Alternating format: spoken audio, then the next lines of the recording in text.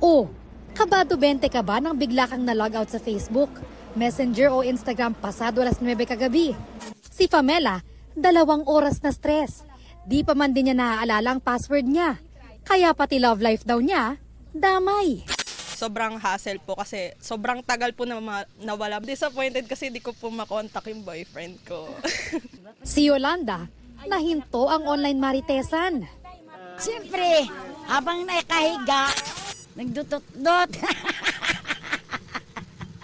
Para biglang nawala. Paano ako makapag-chat? Wala yung mga pangalan niya. Inulit-ulit ko, pinipindot ko ulit, balik na naman ako, back ko na naman.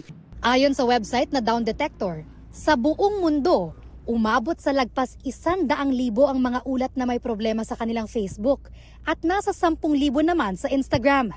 Na-restore matapos ang ilang oras ang services ng Meta apps.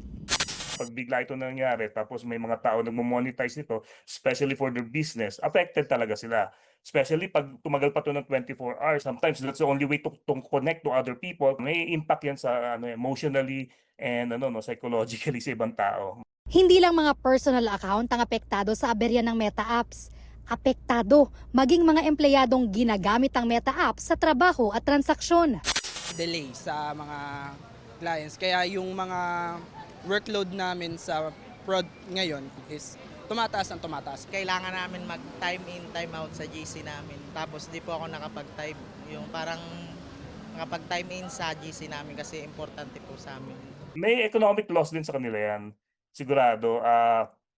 Kasi especially kung malaking damage sa network nila, malaki gastos nila for that. Wala pang pahayag ang Meta sa dahilan ng panibagong outage. Kaya kung magkaaberya ulit ang mga app nito, ang mainam daw gawin, Chill lang muna, wag magpapanik. May different social media pa naman. Marami pa pong options for that. Di wala na. Mag-ano na lang ako dyan sa likod. Upo-upo na lang, magtingin-tingin lang. Muni-muni. Bea Pinlac, nakatutok 24 oras.